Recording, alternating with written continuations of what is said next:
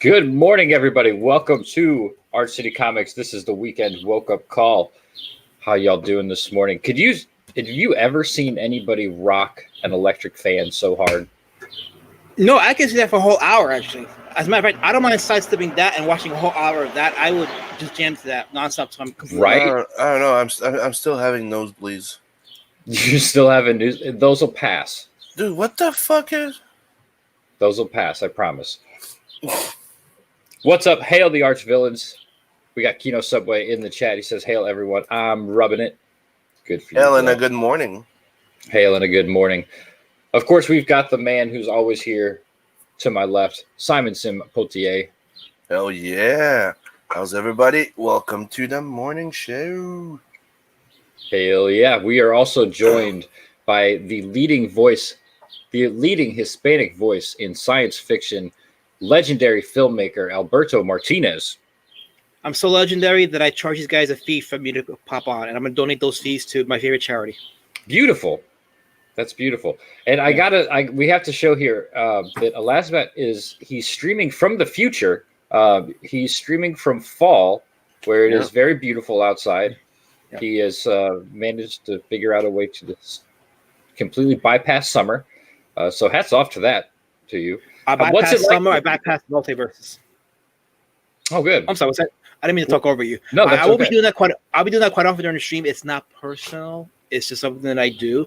I don't mind it being pointed out because I like to take a step back. Because believe it or not, contrary to popular opinion, I don't like hearing myself talk. So I understand if you have to step in and say, "Oh, last match, you overstepped your boundaries. Wait your turn." I'm like, "Okay, man. Okay." So I don't mind. It's okay. I really don't believe that you don't like to hear the sound of your own voice because. So he's the leading Hispanic voice and the first duck character creator in CG. Listen, okay. Okay, now you could say it's a cartoon, right? We made it 3 whole minutes. No, this shit is why I'm not at 2K yet, because of your slanderous libel. I'm not having it. Nah. I think it's the only reason why you're getting close to it, because at 2K they get the fucking book. No, I think you don't want them because you don't want to find out what's going to happen between Drake and Vincent. That's what it is. I am super curious as to who is going to win this brawl.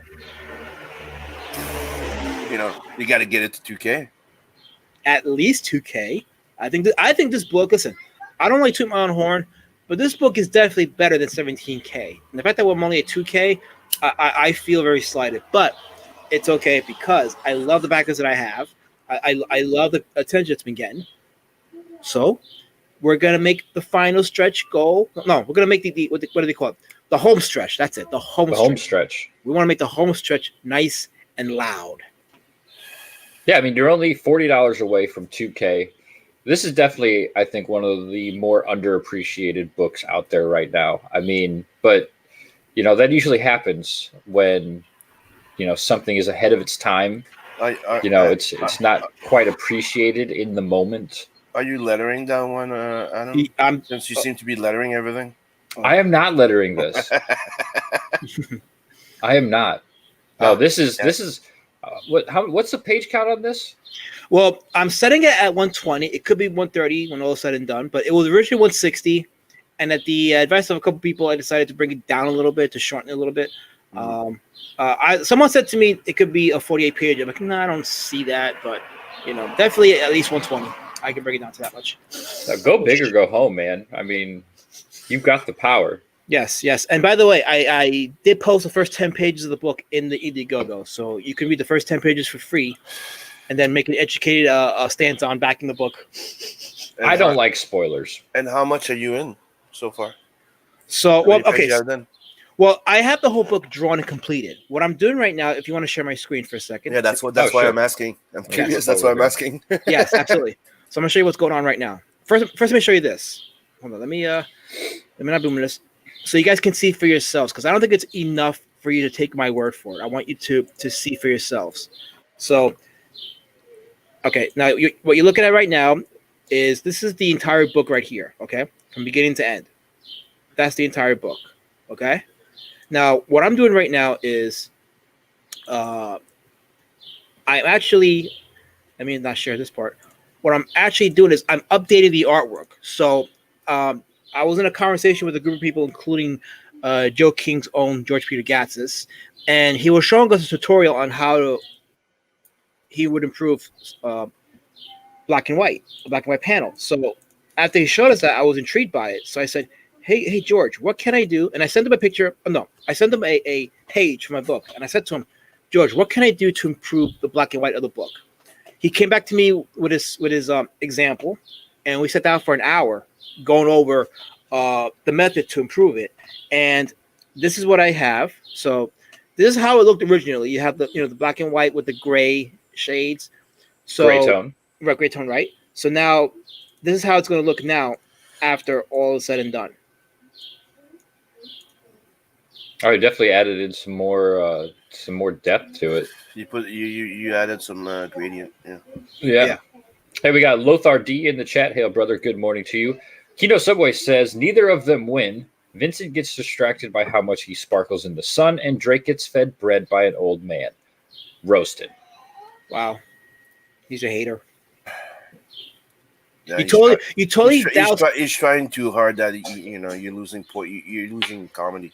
Ooh. No, I don't think so. I think that's right on the nose. You guys are both just salty and triggered. Nah. Yep. You're just being biased here.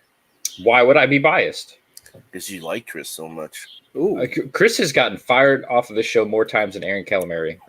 That's true. That is He's true. trying. He's trying. You know what? That is true. The little engine that could. And we also got El Gargoyle in the chat. Hail, gentlemen. Hail. Good morning to you. Hail. Thank you for joining us. Remember to like, share, subscribe if you haven't already. So I got a question for everybody. Here or in the chat? Yeah, everybody. Okay. Everybody. The world. Who's The whole fucking world. ready for the 27th? Who's ready for the 27th? Anybody?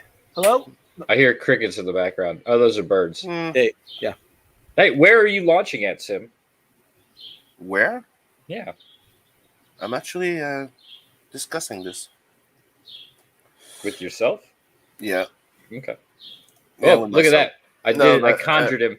Aaron we were- Calimeri in the chat. We I'm were down supposed with the we're duck. supposed to be doing a drawing aces soon, Ooh.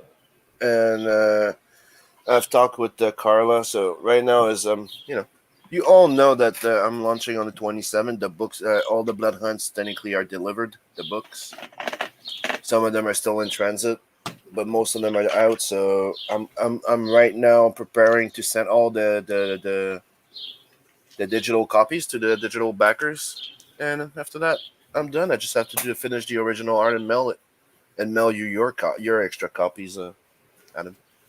Sweet. Oh, Sim, you did it. You said Carla's name, and lo and behold, White Cat Comics in the chat. Hail everybody! Hail the duck! Why? Oh, we got a lot of duck talk in the chat. 'Cause we like Come the on, duck. hey! This is a politically correct morning show. Can we please keep that speak to ourselves and out of the chat? I will ban anybody who says the word duck. I will I'm report not anybody joking. who says the word duck. I'll send you some emails tonight. It's done. You guys are over. Your livelihood is done. Dude, that as much should be banned now. You just said it.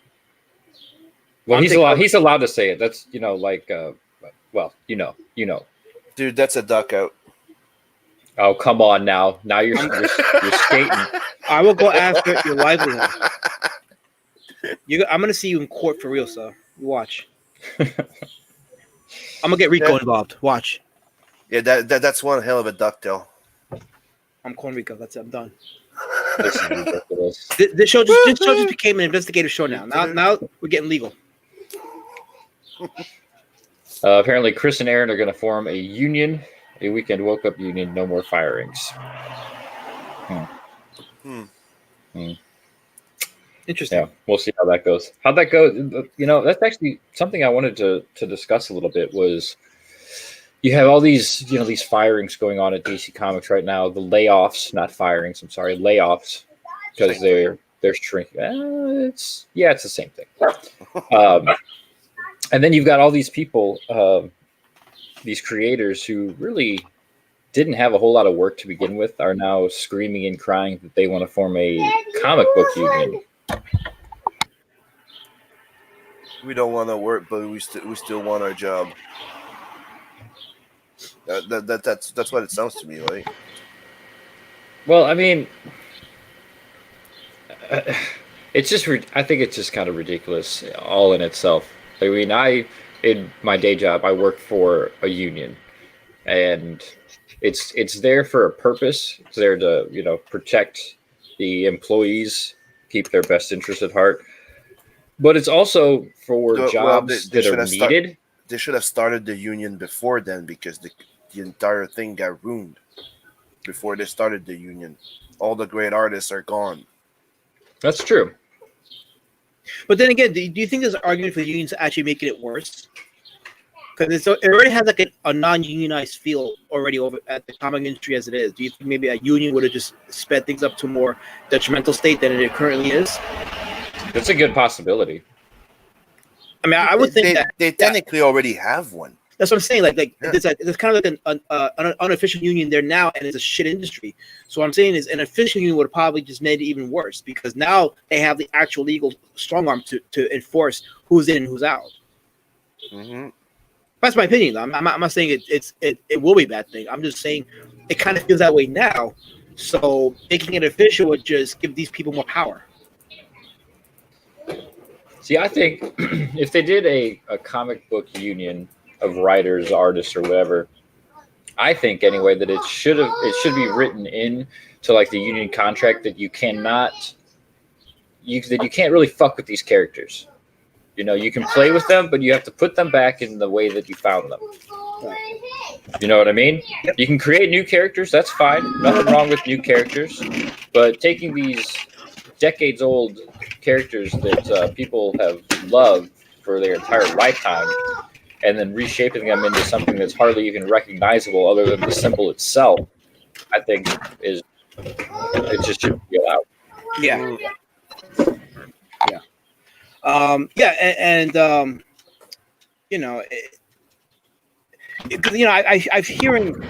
the possibility that if DC ends up like going back to stopping printing of all new comics and then goes back to just reprinting old stuff, it'll save them money on paying.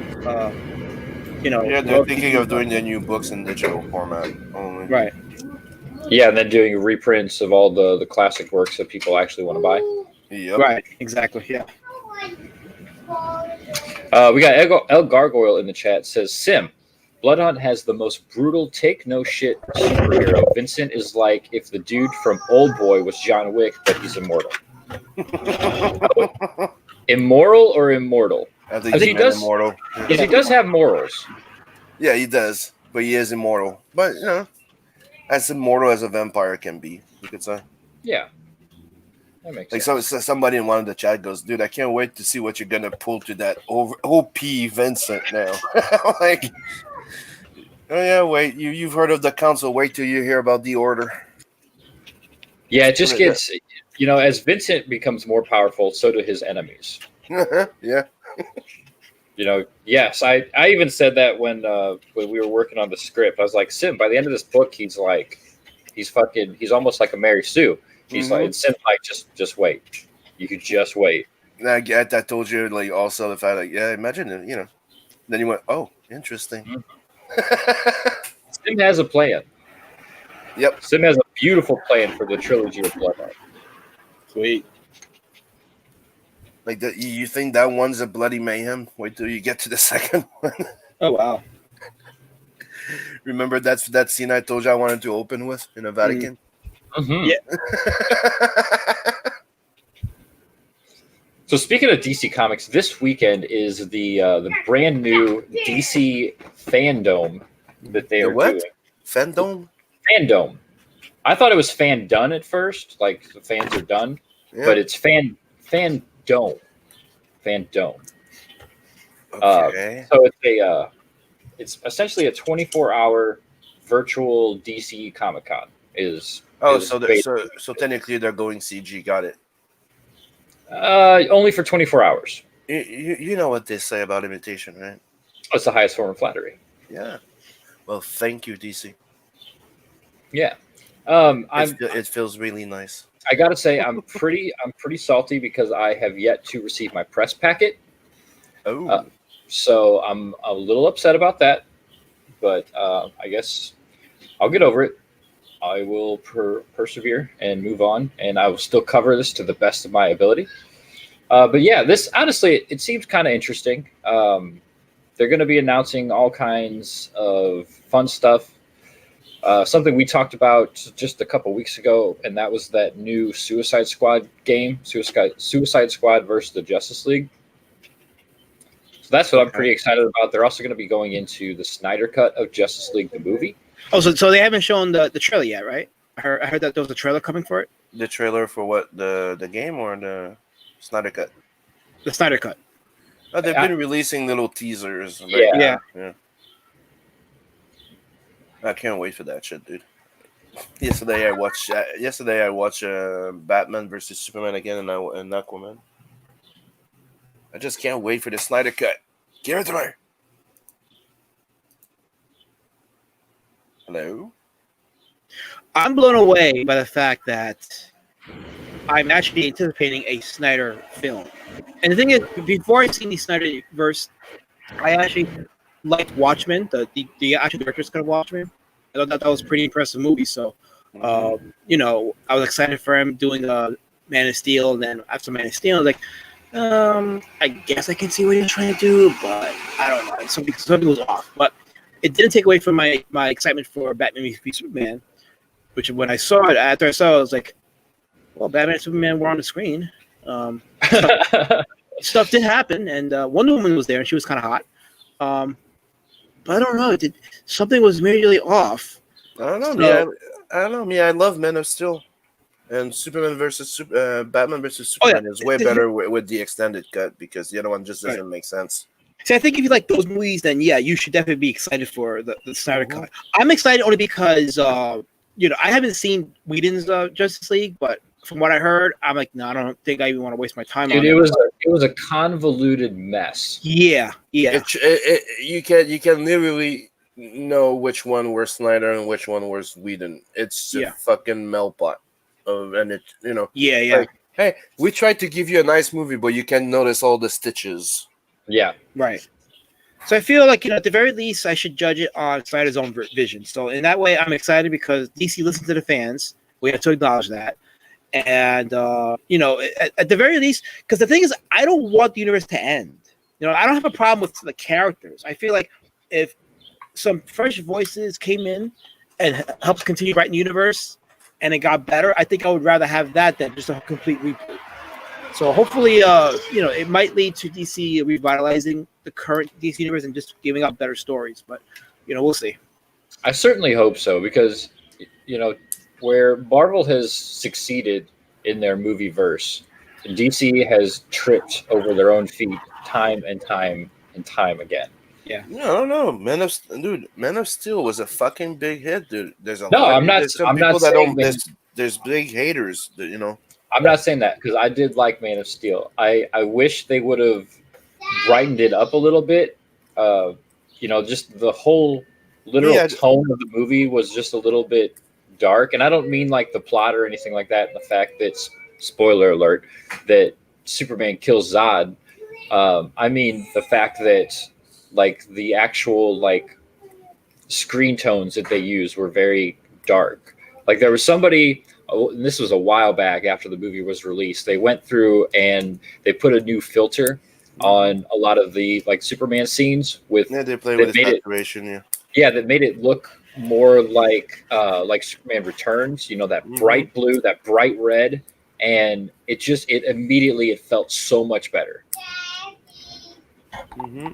But me, I love what he's trying to do with it. So I see what he's trying to do with Men of Steel. It's like, like the story of Icarus.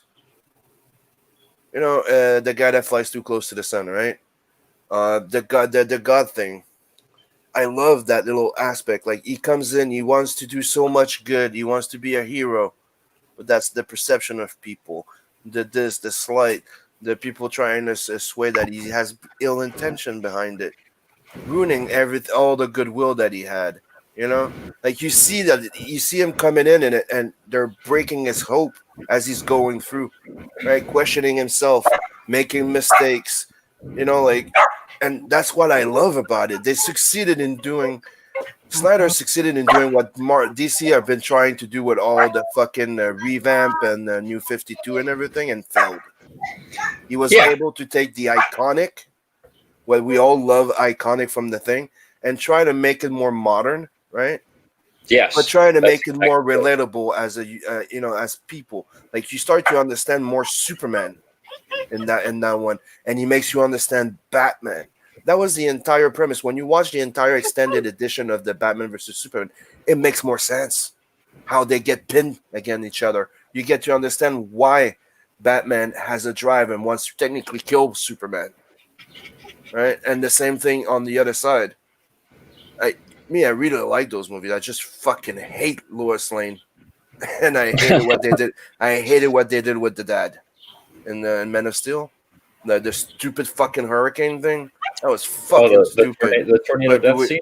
Do we understand that it's way better? It's not as bad as Superman flying counterclockwise on the fucking Earth and spinning and going back in time and having X-ray vision that fixes walls and can create illusions, and having a cellophane fucking Superman S coming off his chest. That was my problem. One of my major problems with the Man of Steel was that hurricane scene where Jonathan is trying to protect Clark, but it's fucking stupid. I hate it. It is stupid, and to me, it's like that totally undermines the whole premise that Snyder was trying to tell, which is I know his story with Superman is a new being in the world, and it's a story about how the world reacts to that being, and I get that. It's just that if that was going to happen either way, the time to show Superman as a hero would have been right then and there, saving his father and introducing the idea that this is definitely going to be a thing now, and he's going to be introduced, and now it's about prepping him to be ready to handle the responsibilities. That's one of the things where I felt Snyder dropped the ball at. Yeah, and I just think that he has all the hosts, he has all the this, he has all the that, and what kills it? The military that's trying to control him, right. And his people coming in Zod going, well, you're fuck, I'm a monster. Well, I've never seen a monster like you. Well, hold my beer, bitch. See, those are Zod was for once evil. Like, you were not looking at him like a fucking little, like, petty person, it was not like a comedy of or satirical version of a bad guy. He was a fucking evil monster in that one. I loved who was that? Michael. Mm-hmm. What is his last name? I don't know his name, but dude, his portrayal was so good. And that scene at the end when he kills him, dude, he forces him to do it. And that's what I like about it. Is like, dude, you see me, I'm killing. I'm not gonna stop. You stop me, or I'm gonna kill that kid there and all those people. They're gonna burn, and it's gonna be on you because you didn't stop me. I mean, if Superman had to destroy his enemy, he would. I mean, it's not something new for him. He did it. I could think one clear example was that during the Return of Superman, when he has his one-on-one showdown with the Cyborg Superman, and he ends up destroying him. He's done it before, so I didn't have a problem with that scene because when he's had to. It was like he was trigger happy. He had to do it. It was either saving the last remaining citizens of Krypton or preserving the world of people that he's inherited. Yeah.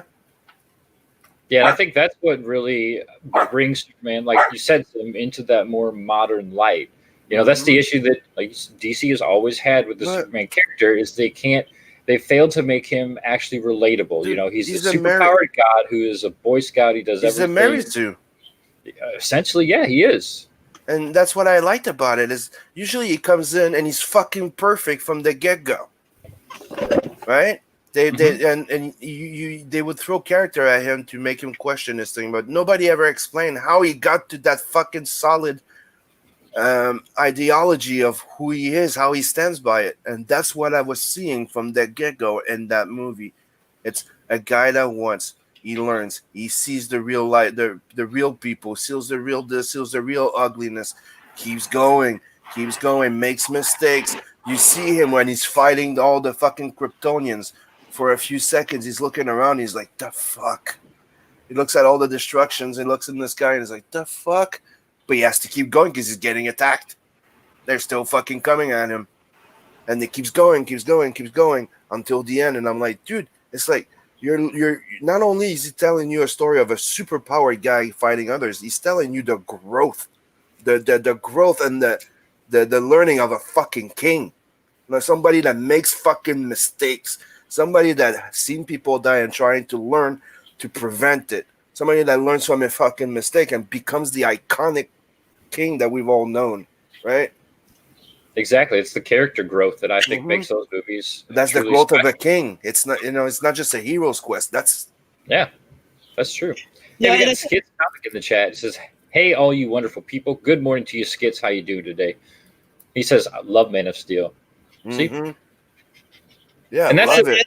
You know what else I love about the whole thing about them releasing the Snyder Cut is that there are so many people out there that they hate Zack Snyder so much for whatever reason.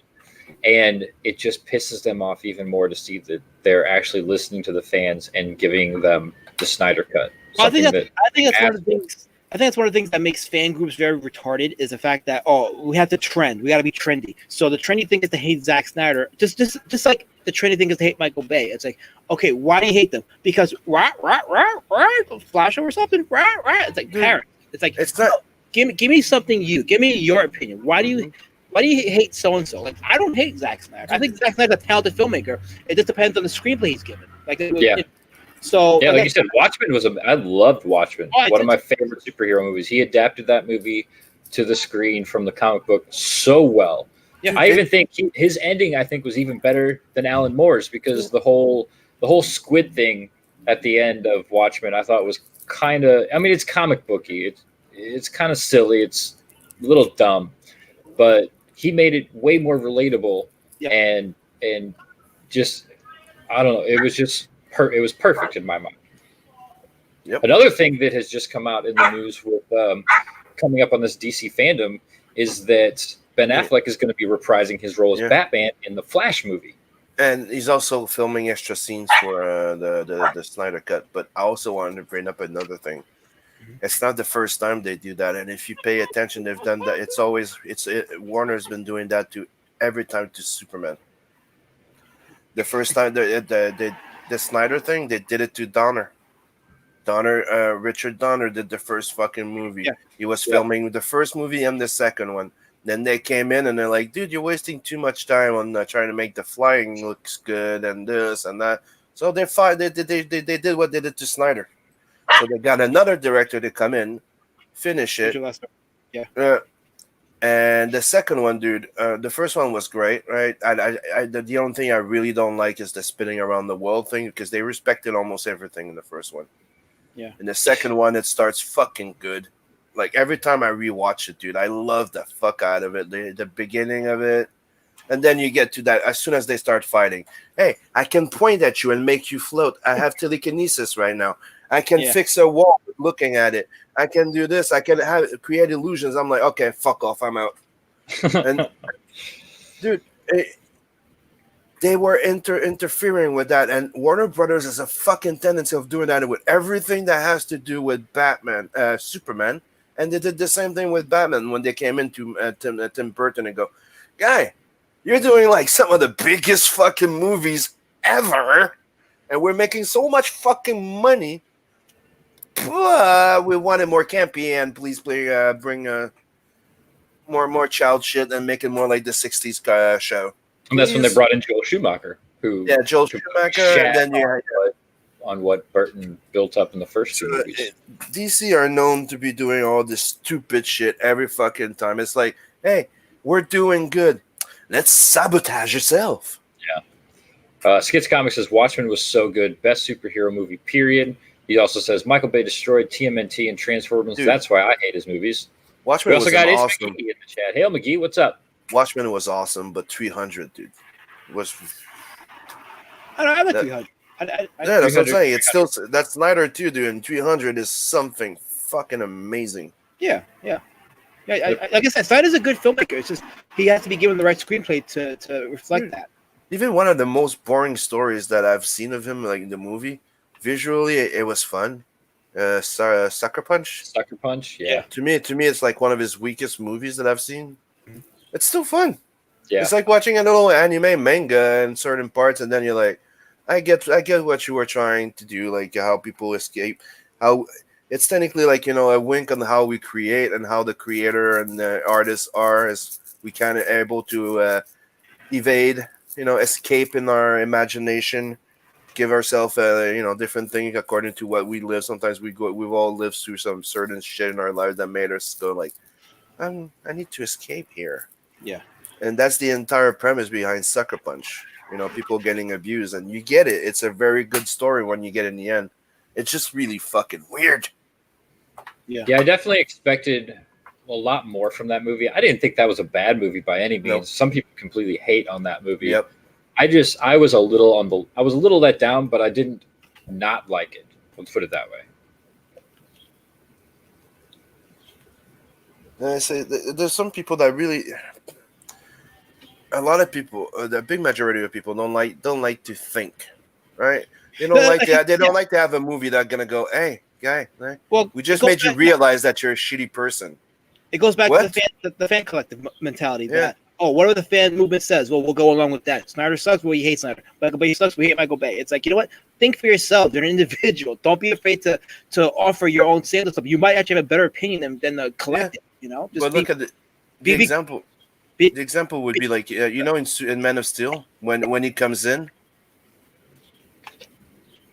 When he comes in and everybody sees him like a freaking god, that's one of the biggest things that people were having a problem with. Remember? They're saying, oh, it's insulting, that it's this and it's that. It goes, because you just realized that that's how it would actually be if somebody like that would come here. You would have a whole bunch of people worshiping him like a god.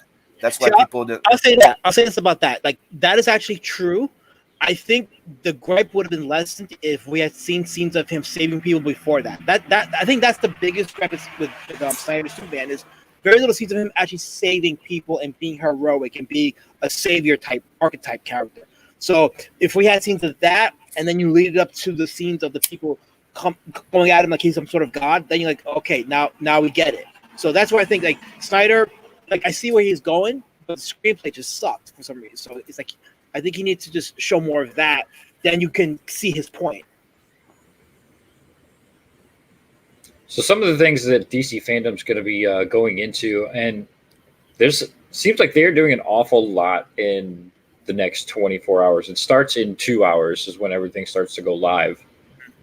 But it seems like they're going to try to really stuff more content than you could actually, if you wanted to watch everything, I don't think it's actually possible. So some of the things, this is what I guess they're starting off with here at 12 p.m. Wonder Woman 1984, which from reading the plot sounds terrible. Wow. Have you guys read the plot for this yet? Not yet. For what? I'm curious. For Wonder Woman 84. The only thing I've heard from it's supposedly it's turned into an anti-Trump statement. It's kind of like an anti-America statement. Really? Wow. Because I've heard there was some issues between Warner Brothers and Patty Jenkins. So I don't know how much of it is Warner Brothers and how much of it is Patty Jenkins. All right. So let's pull up. This is the one. Yeah. Here's this article here. Let me switch screens over. Oh, hey, we got Hex Allen Comics in the chat. Guten Morgen. Good morning, Hex Allen. Good morning. Actually, I didn't say good morning to people. I didn't say good morning to anybody really. I said, hey, good morning, Kino Subway. Good morning, Skits Comics. Hey, McGee, how you doing? Who else did I leave out? Did I leave anybody else? I left out. Oh, Gargoyle. Aaron Calimeri. What's up? Whitecat Comics. Yes, I mentioned her. Hill. Lothar D. And yeah, there we go. Okay, I'm caught up. Awesome. So this is from people.com. Wonder Woman 1984 director says Trump is one of the influences for Pedro Pascal's villain. Oh, boy. And this is the same Pedro Pascal that played Mandalorian, right? I believe so. Yeah. Yeah, and he's a very public, outspoken critic of Trump. So that sucks. Yeah. Ugh. So yeah, he's playing Max Lord in the upcoming film, and they say that Trump is one of the influences. The quote here. I mean, honestly, the funny thing is, he is an influence. Jenkins said. We even have the president in this movie, and I've gone out of my way not to make it look like Ronald Reagan. She continued, I don't want to get political. It's not about being political. Well, it sounds like it's a little bit about being political here. Speaking out of both sides of our mouth there. Yeah, yeah, exactly. Says actually a huge influence from this movie was also Burke Madoff. These young Madoff stories fascinate me because I'm like, how do you end up being Bernie Madoff? What? Okay. When you really start tracking that story, it's like, who? This Patty Jenkins sounds like an airhead. Mm-hmm. Only airheads say, it's like a Valley Girl. You know what I mean? Like, Yeah. Like I got an opinion and it's got words in it. Like it's full cool when she does the roping, Maybe she bring the bracelet and it would go pow, I want to go back. There's got to be. See, IMDb should have a synopsis on here. IMDb lacks lots of things lately. Well, that's true. Dude, dude, why the fuck does it look like it's Ragnarok? Look at the fucking cover. Yeah. Like the first fucking movie was Captain America, and now I look at this and say, what the fuck? They're trying to do Ragnarok.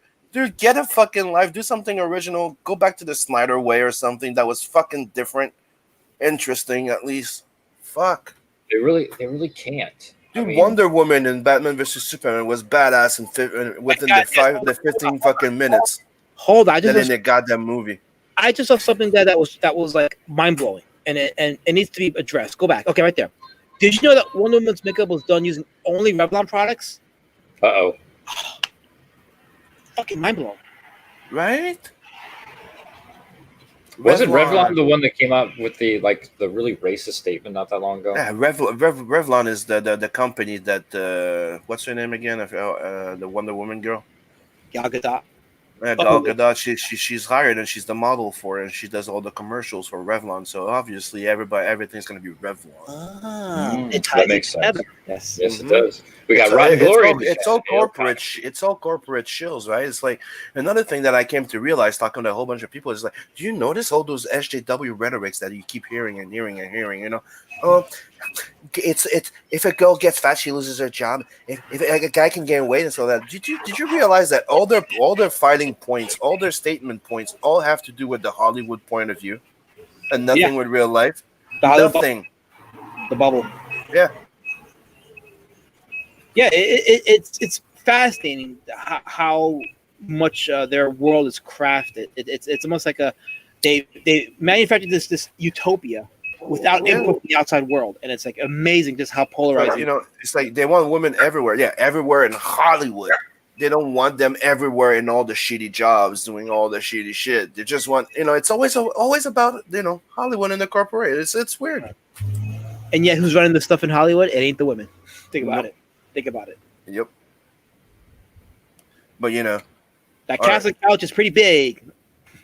Yes, it is. It's like it was a big secret, right? The Weinstein shit. Yeah, it wasn't. If you go see at all those other chicks, what's the name? Glenn Klaus, whatever is that? Close.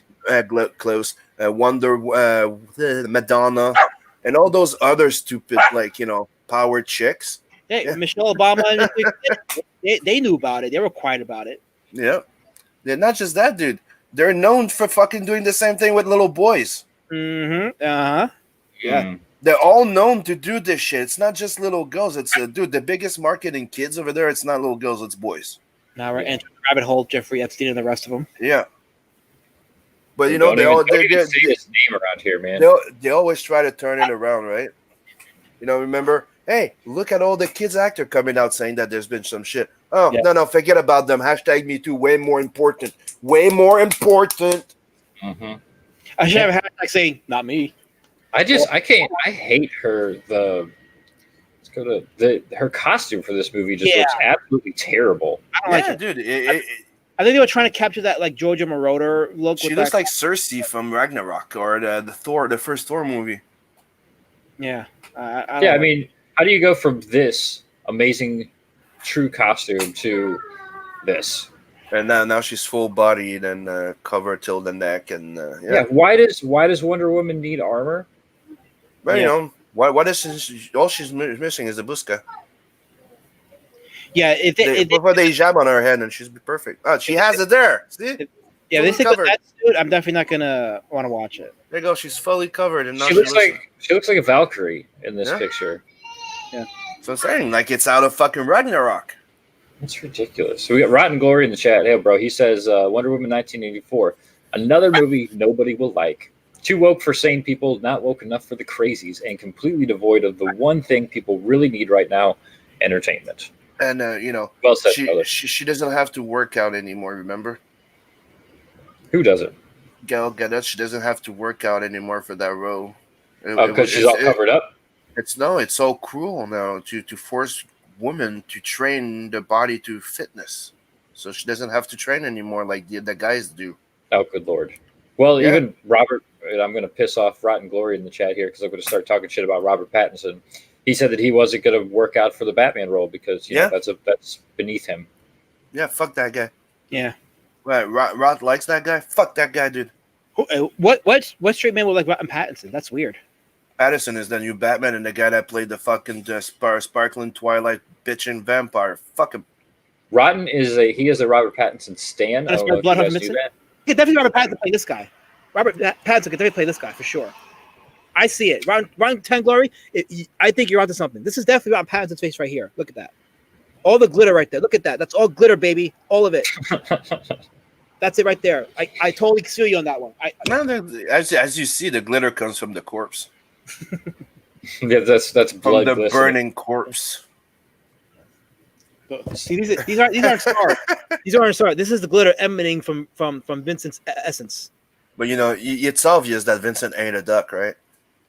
Oh yeah. Well, you do know that it is not canon that Rotary Drake ate frog legs, so he might expand his diet. You don't want to piss off the beast citizen. I've seen that. Oh, we're gonna have to come back to that and look at Vic King's variant cover here in a little bit. Yeah, it's so fucking stupid. So Wonder Woman has worn this type of outfit before. Yeah, but you still saw some skin, and there was the American flag in it. Let's see here. We're gonna get down to the bottom of it.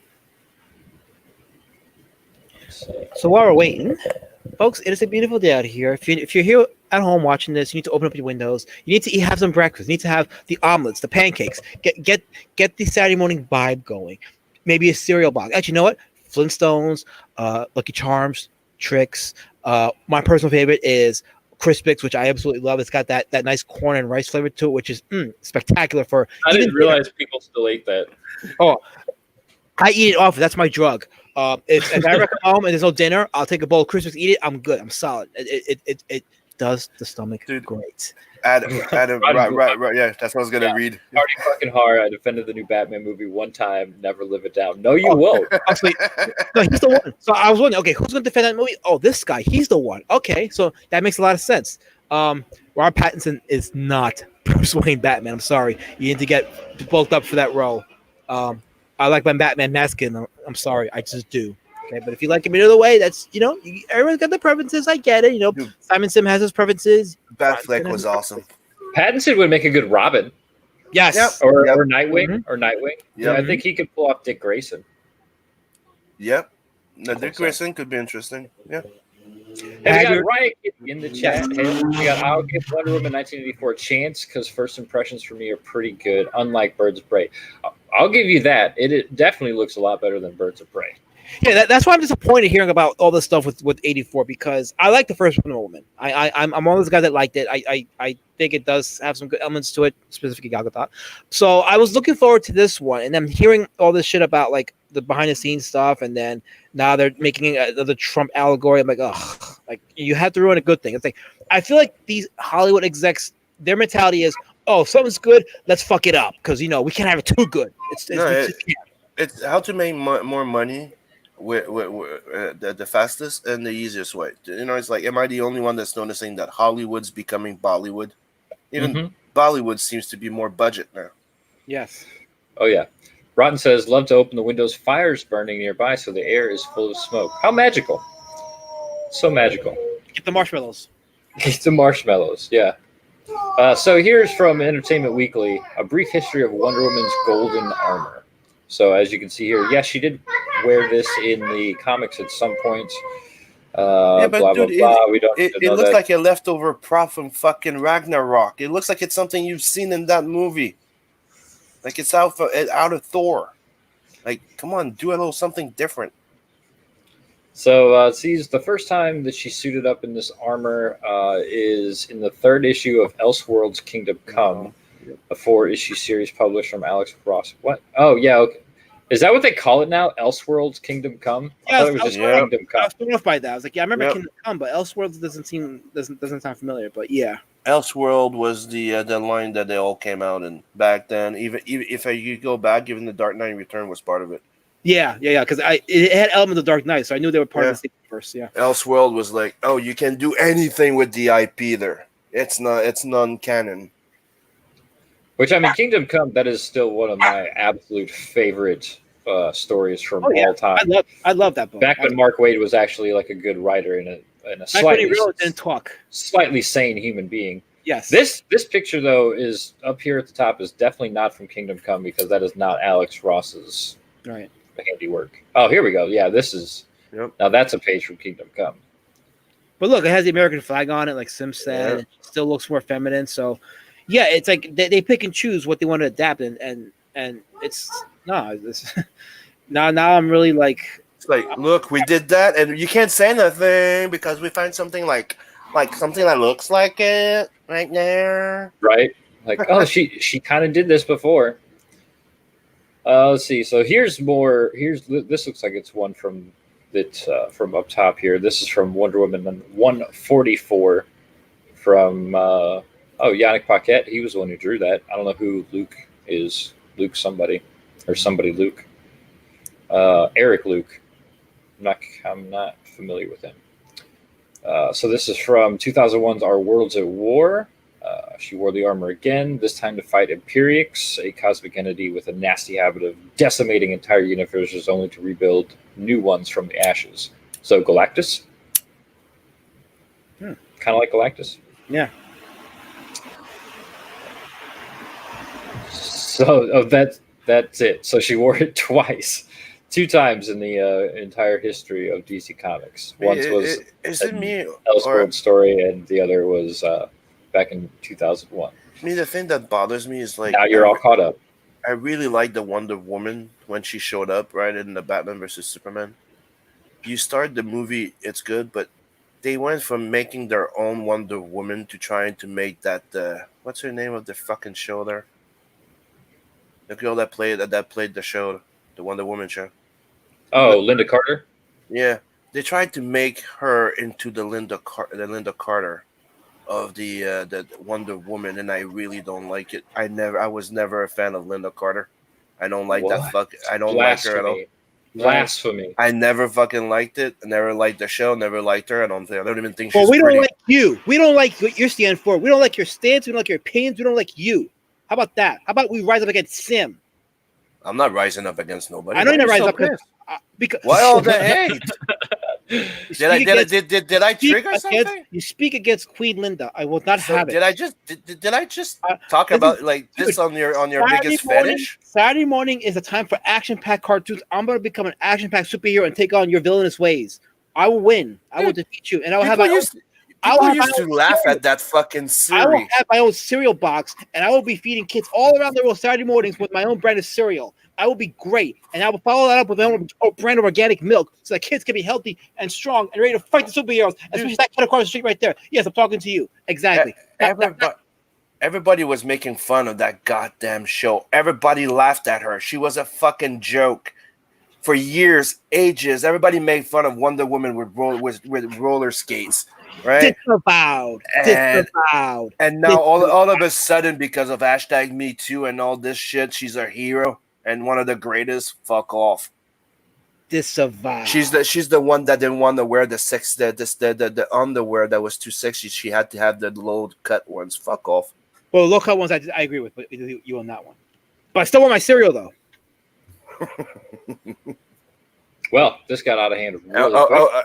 I'll give you your blood and berries. Am I gonna get some duckulas? You'll get frog legs. We got Love Pigeon in the chat. Caw caw. Hail Love Pigeon. Rykitty says, I don't know, the armor reminds me of Aquaman. I can see that. Yeah. Yeah, it has that Titan feel to it. Yeah. Yeah.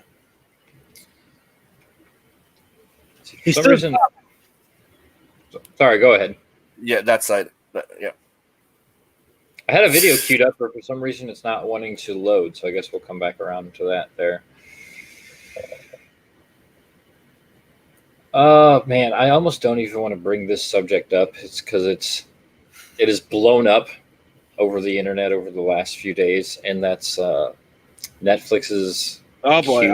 Yes, yes. know what? Oh, I'm sure you're aware of it. That Netflix show about the No, yeah, no. Les Mignonnes. yeah. Dude, no. The goddamn French. She's actually Israeli. But meaning it's an actual French movie from. It is a French film. It is a French film, written and directed by an Israeli woman. Yes. Yeah. Does it really matter where the fuck she's from? No. Does it change anything that she's Israeli or she's a fucking American or anything? It's just it's a woman that did a movie and it's fucking and I'm sorry, seriously. Like, I don't know much, like, to actually, like, berate on it. I agree with the entire fucking premise that what Netflix did to promote it was fucking disgusting. Right? That synopsis was, like, crazy. Right. Yeah, the synopsis, the description, the picture that we're using. Dude, I saw that pic come up, and I went, like, what the fuck? Even the kids or the girls went, like, what the fuck is going on? There are men who sat in a boardroom meeting reading that synopsis and approved of it. Think about it. Like, they said, 11-year-old girl being sexy. Yeah, we like it. Thumbs up. Like, what? And it goes back to what we talked about a little earlier with the little rabbit hole thing. It's like, oh, no. But dude, it's like it wouldn't make sense if the entire premise was to make fun of that aspect, right? Like, making you see how the girls are trying to be overly sexualized, right? And them realizing it, right, and stuff like that. If that was the actual value, but that's not what we're seeing. What we're seeing, that's not it. It's like, you can repackage shit. It's still shit. yeah. Taylor Thompson recently just came out and defended it, of course, which is no shock because I'm like, there's weirdos everywhere in Hollywood. Wow. Yeah. Hail Doc Hogg. Good morning to you, bro. Love Vision says TT is a bloody twat. Yeah, but dude, it's like, hey. Do not overly sexualize women, grown women. Do not use them to sell things. Do not put them in sexy clothes, but it's okay for kids. Yeah, it's and then of course, fat chicks, right? Of course, the general public came out in full swing and said that this is ridiculous. A petition actually started on change.org to have the movie removed, which I don't really know if those petitions actually do anything. I feel like it's just more like gives the people who signed them comfort. They're trying to do some good. Because there's nothing that says that Netflix has to listen to, what comes out of change.org. Doc just pointed out that the Sundance co-creator is in prison for pedophilia. Yeah. Shut up. Mm-hmm. Is that true? Hmm? Well, that like I said, the rabbit hole. Do you remember also was it Paducci or something like that? The guy that they all defended that ran to fucking Europe because he fucking drug and technically raped a 16-year-old. That's oh man, what's his name? Shoot, the director of Rosemary's Baby. What's his? Yeah. I forgot his name. Damn it, director of Rosemary's Baby. Why don't I know his name? Maybe I should know his name, but.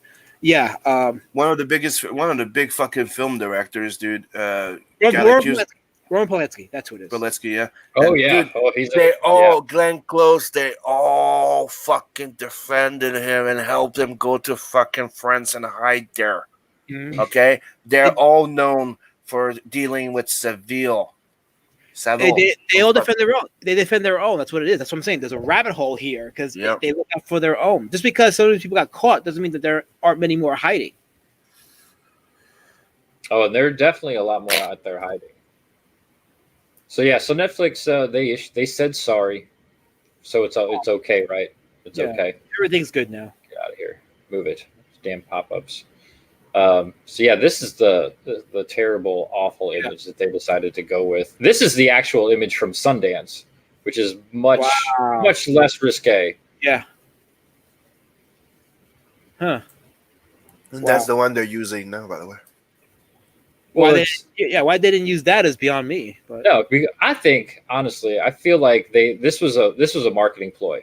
yeah. This was a marketing ploy to get people upset, to draw more attention to this film. I mean, it's not a great marketing ploy, but did it work? Yeah.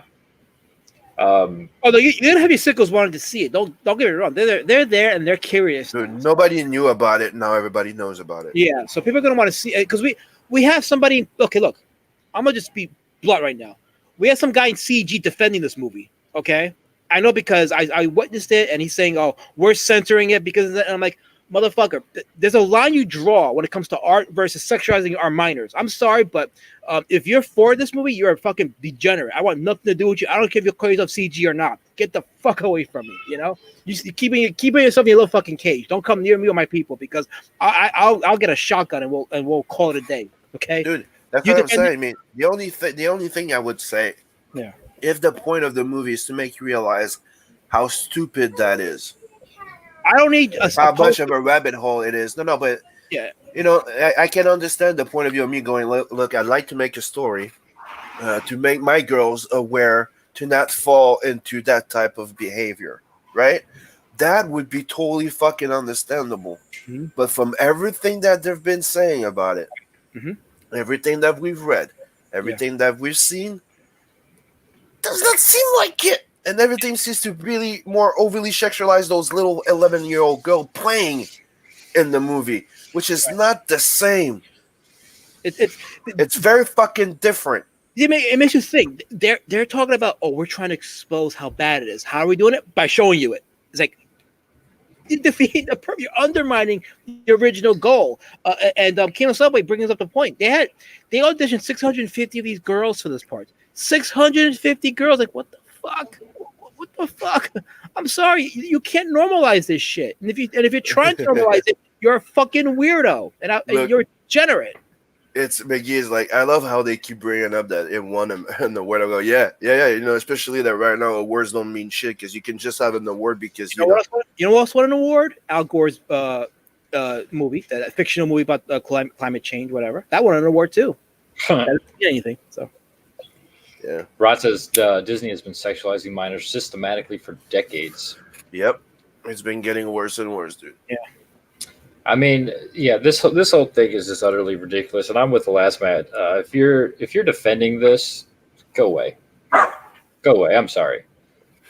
I know as creators we're supposed to be embracing all the customers, but if you're standing for this and saying that this is okay and there's nothing wrong with this, get the fuck away. Mm-hmm. Yeah, Doc says they did not do this to make a moral point. No, and I it don't shows, think so, and you know, dude, usually, you know, golden rule in Hollywood, if you're gonna be doing something touchy on the subject of kids, you usually hire like mature, like adults, young adults, 18 to 20 something to play their roles. Yeah. When it's gonna be that fucking touchy, you know, we all. That's what they've always done in the past. You know, what was it? The same guy that the last guy was talking about kept bringing up the movie Kids. Yeah, Pilowski. Mm-hmm. And Kids was not glorifying what was going on in that movie. You know, the same with the movie 13, if you've ever seen that movie about the two 13-year-old girls who do all kinds of atrocious things. They're not glorifying it. It's a cautionary tale. This in no way does this seem like a cautionary tale. Exactly. That's what I was trying to say. Thank you. That's yeah. Like Yeah. at least if that's what they were trying to do with it, like a warning, like a cautionary tale. But it doesn't seem like it. It's more about glorious. Be it. Come on, girl. You got to slay. Yeah, exactly. off. They're like you said, they're trying to normalize it. And that's not the world that I want to live in. I'm with Rot 100% here. That's a serious crime. Time to ditch Netflix forever. You know, this is creating victims for other people when you think about it. Look at the bigger picture. Like the more you create like people that are that not stupid, but that superficial, right? Mm-hmm. They're easily swayed and taken away and sold after. You know, they're the victims usually after of all those things that we're trying to we're talking about. Oh, this addresses to PDO, right? But that's the thing, right? That those type of thing creates like that's why I think that the somebody said it's like grooming them. Mm-hmm. That's exactly what it is. All this is creating victims. It's like right now, it's one of the things that we had to discuss with the girls here. It's like, do not fall for those guys that will sway you, do this, or like try to.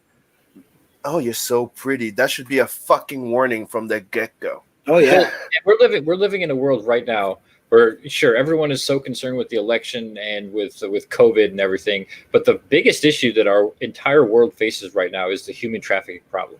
which is something the media is not covering, by the way. And you hear all these things about Trump actually cracking down on these sex rings, and the media is very silent on that. Yeah, and wonder why. Kino's like, yeah, because somehow it legitimized this film because some weirdo gave it a plaque, right? I'm like, yeah, especially right now it's just like hey, thanks for showing up. Oh, you're the French Israeli black French girl to make a movie. Well, that you have courage. Here's a plaque. That's how it works right now. They say they'll say stunning and brave. Very stunning and brave. Yes. Yeah. How brave of you to come out and try to shine a light on this terrible thing by glorifying it. Right. And if somebody else tries to say something, it's shame. Oh yeah. Yeah.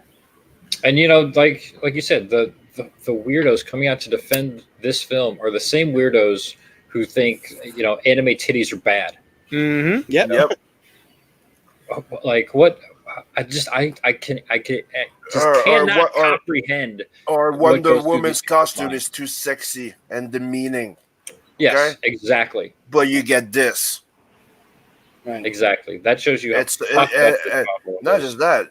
Go as far as going. Who was the big superstar that we kept hearing a long time? The biggest drag queen was a little boy.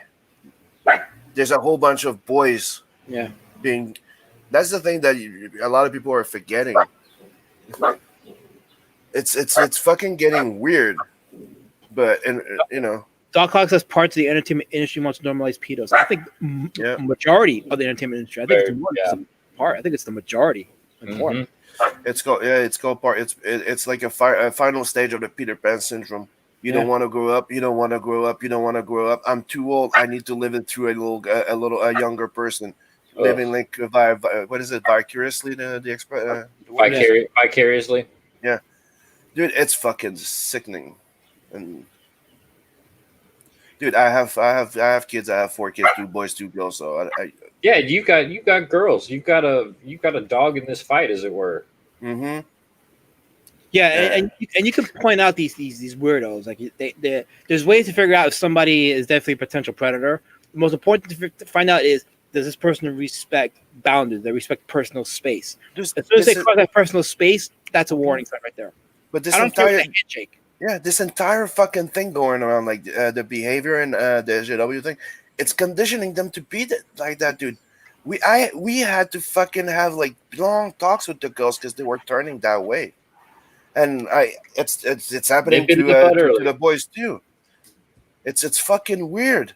Yeah. And we had to fucking have a nice talk with them. Because, it's about being pretty, about getting all the attention, getting this, going on social media and trying to get, playing the victim, playing this, playing that, playing bait, being the trap type of thing, right? Pretending to be like, you're like, what the fuck is wrong with you? But it's empowering to have that conversation with your girls because at least the power is in your hands. So that in a way that it just feels good to have the ability to pull them to the side and say, okay, this is what's going on. This is what you need to be aware of. And getting That's cool, dude. Gets them. That's teachers telling them to shit like that. Yeah, absolutely. Yeah. I know. I've heard it. Dude, it's... Hey, what is the biggest song right now that the young girls are listening to? Have you heard? Which one? What is the most popular song right now being played at this moment that young girls are listening right now? I feel like I know what you're gonna say, but I won't say.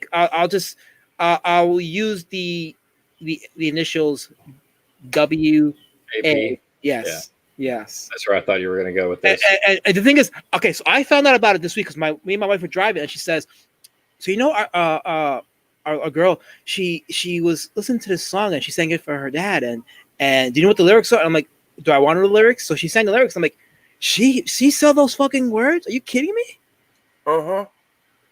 I was like, "Wait, what? What? That's a manual for teaching our little girls to become whores. That's the manual right there. Hey, you want to be a whore? Listen to the song." Well, that's Cardi B, isn't it? But that's what they're doing right now to everybody, dude. Yeah. Not just girls, boys. I mean, look, it's been happening for a long time. I mean, you go back to the 80s, you hear it in the Madonna songs. It's subtle, but now it's full blown. It's like, yeah, and you're right. The boys too, like they're conditioning our boys to become predators. They're conditioning our girls to become whores. It's like they're destroying the innocence of our kids. It's becoming a degenerate society. I haven't said that, but you know, I was abused when I was a kid. I know what the fuck I'm talking about. Yeah. Oh, yeah. I knew this was going to be a touchy subject to bring up, but I'm glad we talked about it. I'm glad we got it out there. It's because it's important that I feel like it's important that more than ever that we as parents take matters into our own hands and make sure that we are educating our children properly and not letting anyone else, teachers included, do it for us. Because at this day and age, everybody has their own agenda. Everyone has their own thing that they are pushing.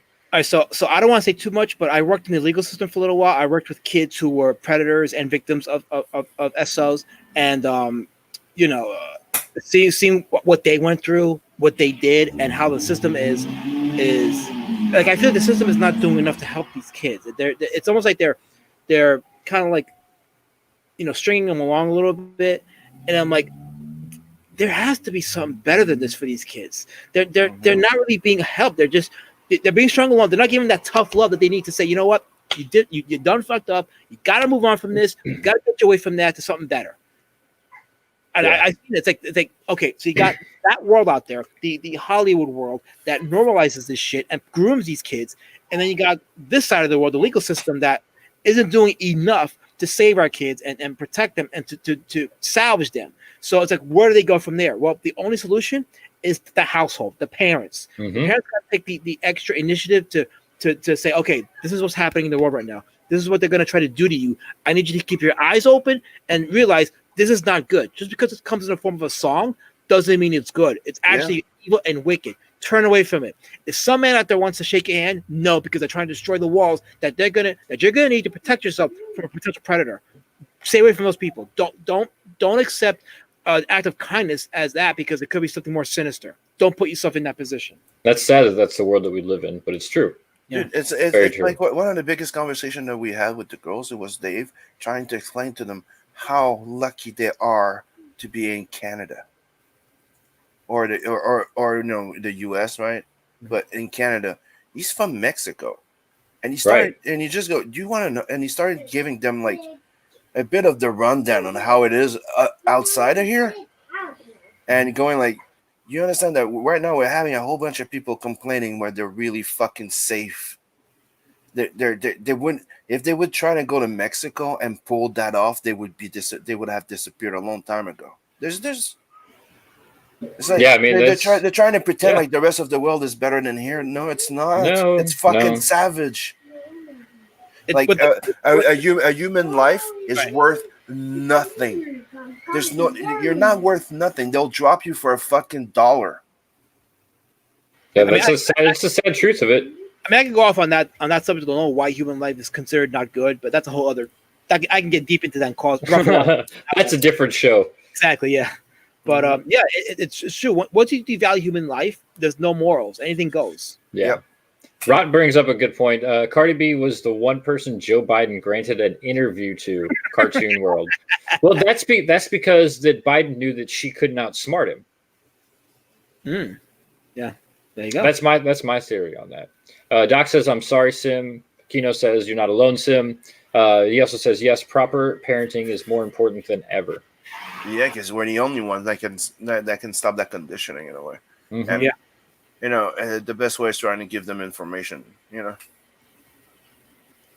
it makes no sense, dude. It's like, remember the story I told you when the girls came in crying, Highlight that comment by Doc Hawkins. traumatized because they fucking gave them the speech of 1 man out of 4 would rape them. They live with 4 guys. Well, Go to that Doc Hawk comment for a second. this one. Yeah. So things like the legal system and CPS just keep. Yeah, CPS. Okay, let me tell you about something. CPS is very selective on what they want to protect and don't protect. I have such issues with CPS. Yeah, there are organizations that genuinely do good for the kids and are actually out there for the kids. I guess I don't want to give too much information, but let's just say that I'm well aware of the system and what to do and what have you. But I feel like that, CPS can tend to keep a lid on certain things and won't do it.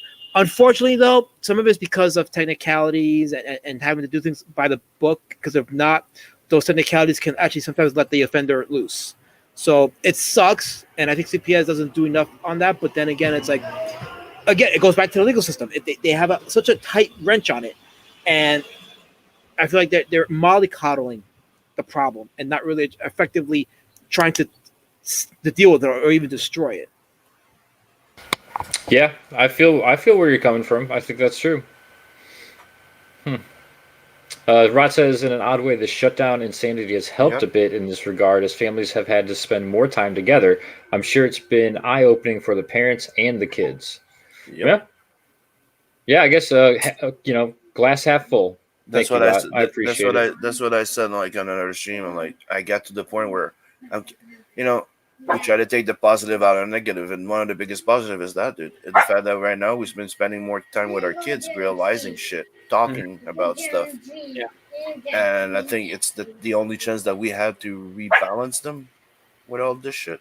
Mm-hmm. And it got to the point that I would rather not send them back to school. Yeah. But here in Canada, it's not like you guys. You can decide to just not sending them and homeschool them. Yeah. Not here. You don't have that option? You need a special reason, reason or occasion for it. Really special, because it is by law that all kids have to be in school. Oh, that's interesting. Mm-hmm. Very interesting. All right, let's switch gears. Let's get back to some nerdy talk. How about that? Nerds. Let's be nerds for a little bit. So have you guys seen that one of the new trending tags right now is SW hates women? Star Wars hates women? Yes, I've heard that. Yeah. Yeah. This is hilarious. Yeah. Yo, this is hilarious. So yeah, this comes from Data Racer. I love this dude. He is on point with a lot of shit. This is a scene from Bounty Hunters #4, where Boba Fett apparently kills a WOC, a trans, I believe. I believe she's also a trans woman of color. Okay. I'm not 100%. I don't read the comic, but that's what I was hearing a lot here. Yeah. This is where they just start going off the rails here. So Star Wars comics are never going to stop portraying men senselessly killing women, huh?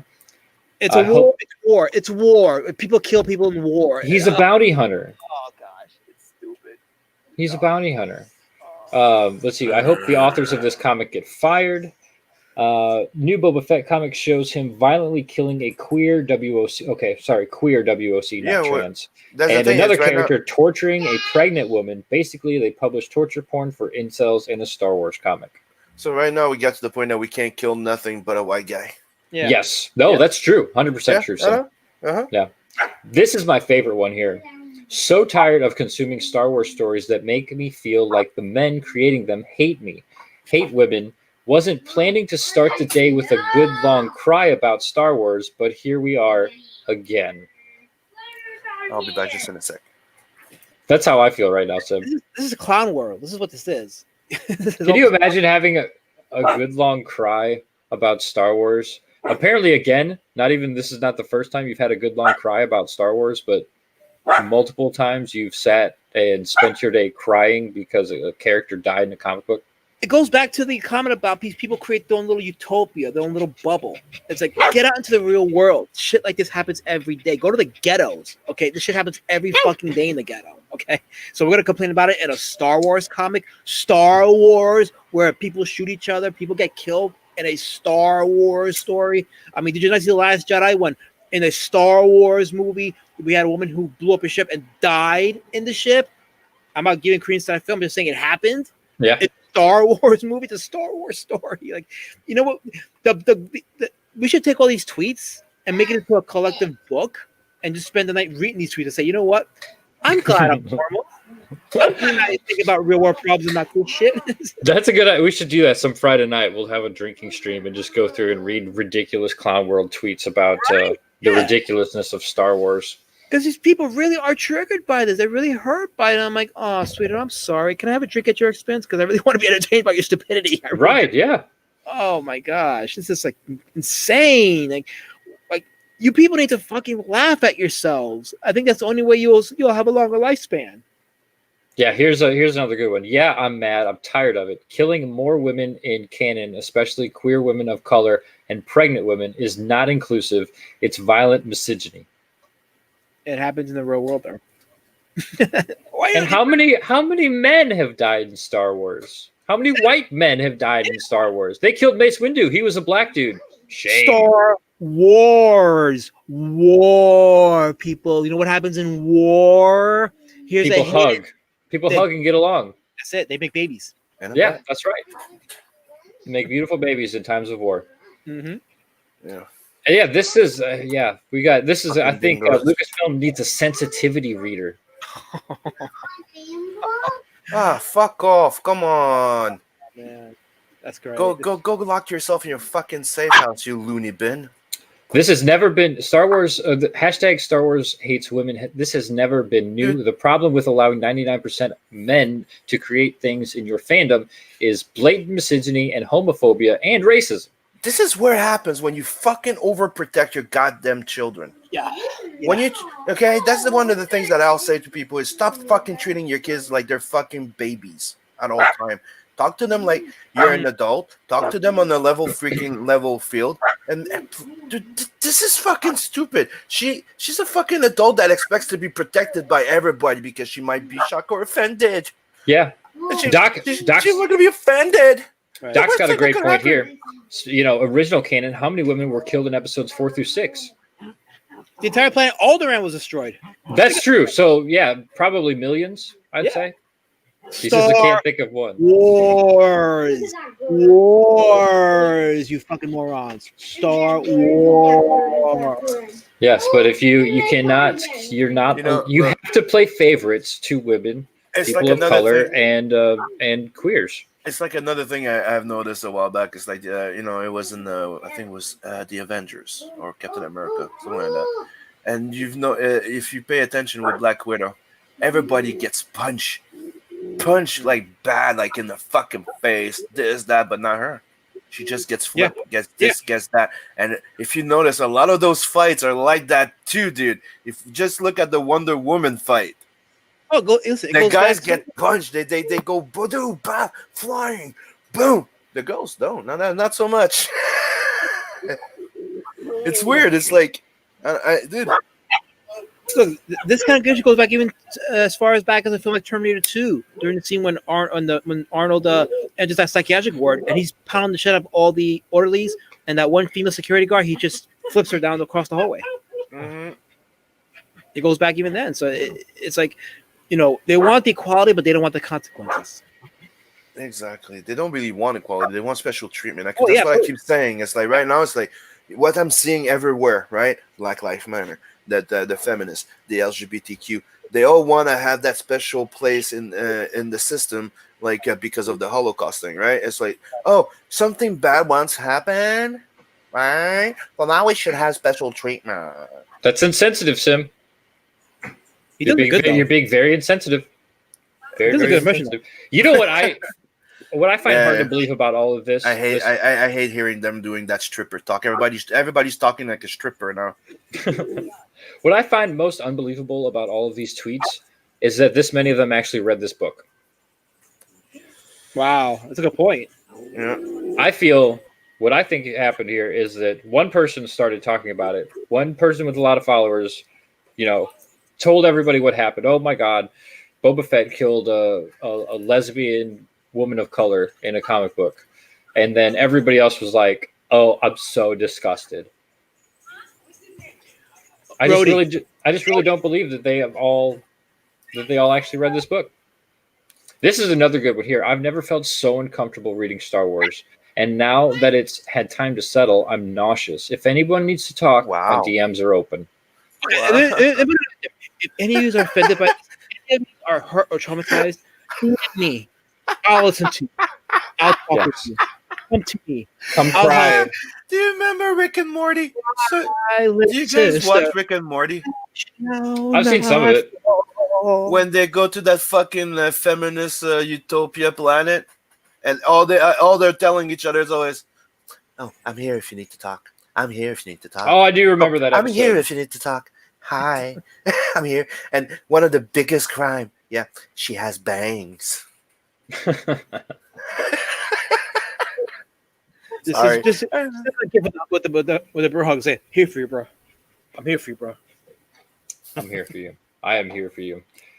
Here, I think this sums up, I feel like, our culture 2020 pretty well. This is the clip I was trying to play earlier that just I don't know why, it just would not. It just kept like loading. It was just stuck on the load screen. Damn it, like it is now. Why? All of a sudden. He knows, like Sim knows about the strippers. He's near Montreal after all. Dude, you just need to look at the Kardashians. They're fucking millionaires and they talk like strippers. Yeah. That's true. And they act like strippers. Man, what is going? Okay, I'm gonna try this one more time here. Just talk amongst yourselves. I'm gonna try to recue this video up. Mm-hmm. So did you get a new backer yet? Did you get close to that 2,000 yet? Yeah, there you go. Okay. Shill for a minute. That's what we're doing. Commercial break. One person to give me the 2K and get that coloring. Okay, so whoever gives me the 2K gets that free coloring book, which by the way is canon with the rest of the story. This coloring book will only be printed for this campaign. So, and I suggest that $90 tier, because that $90 tier comes with 4 books. You back that tier now and give me 2K. That guy that gets you over that 2K, you'll get a sketch card. Ooh, look at that. A Sim sketch card? Mm-hmm. Yeah. So if you back that tier now while watching Arch City Comics, you'll not only come away with 6 books, but you'll come away with that sketch card. And if you do it now during the show, I got 2 sketch cards of black and white here characters that are not going anywhere. So if you're doing it right now during the show, well, Arch City Comics is going to be giving you 2 sketch cards. Back that $90 tier. Get that $90 tier. You get 6 books and those stretch cards for $90. You know what that translates to? It's called a steal. That is a steal. That's the tier that I backed. If you do it right now during the show, you get 3 sketch cards. Come on, guys, look at that. Look at that. What are you waiting for? This is history in your bookcase. Come on. And stretch cards. This is what I'm saying. Like this campaign for me more than anything has been about just giving the customers a good product. I'm not looking to make a real profit. I want to give you guys a good product, and you're getting a complete book, and right now you'll be getting some sketch cards too with that. I'm saying you're coming with more than your money's worth. And that Ashcan is reprinting the entire fight that we had on Twitter, and you'll have a few extra little ones, just a little conclusion that's added to it. Yeah. Here's a preview actually of the Ashcan right here.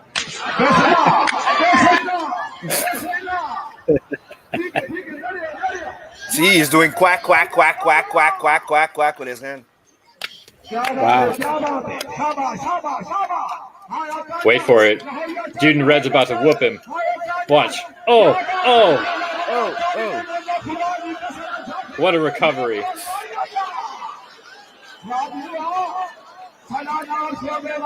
Make yourself big. Make yourself big. Just to make Turkish Karate Kid it. They made it. Whoa! Bang. This is better than modern age WWE. Dude, I'm liking this. This is like a new version of that Russian slap thing. I'm liking this. Brazilian slap fighting.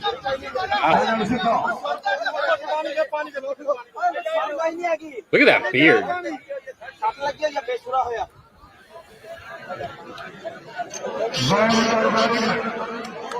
Suck of the D.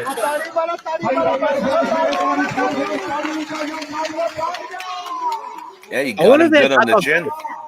You think they have hot dog vendors there, or the beer guys come around offering beer? So I'm guessing the winner is the one that gets the other one to fall on the floor. I mean, he made him. The dude in the green made this the red shorts guy he knocked him for a bit of a loop there. He put his weight in it, and he's like double the other guy's weight. So yeah. I mean, let's go back to the beginning, because the way this starts is the red dude. He comes like hardcore on the offensive. Watch. Wow! Look at that. Mm-hmm. Look at that. How did he lose this fight? You know what is he? He brought his A game too early. They say don't bring an A game. The other one has experience and strength. The other one has stamina, but hey, not endurance. The other one can take the hits. The one doesn't. That's why in wrestling they call the finisher because you don't put it early in the match. You wait till all energy has been exhausted, then you go for the finish. Mm-hmm. I've seen it actually. Now that you bring that up, I saw a really funny clip the other day on, I think it was on Facebook, where it was like the top 10 finishing moves that wouldn't hurt a fly. Yeah, yeah, I'm sure. Yeah, I know. I don't know if I saw that clip, but yeah, there are some finishes that like in real life you apply and it's like, yeah, it's like this didn't do anything. Leg drop. It reminds me of a line like Lasmat said, like in boxing called the finisher, right? It's you technically like wear the other one out. It's one of the first rules in boxing. Like if you go into a cheap boxing place, they teach you how to do the moves to dodge and punch, right? Well, in old school, you need to learn how to take those punches, not just dodge them. So it's like the amount of hits you can take in your and still keep going, right? You have to know how to take them. So there was some moments where you're just standing there. He's like, "You ready?" Yeah. You don't have that because it's considered cruel, but that was part of the training. Yeah, it's a psychological thing too, because if you can take a punch mentally, physically, then it makes you a better fighter. The mental part is what's left out. People don't realize if you haven't been in a fight and you get hit, that fucks with you mentally. Yep. So you got your mind along with your body to be able to take a hit, because then it makes you an effective fighter. Mm-hmm. Yeah, that's how a lot of boxers win matches. Is you take punches for.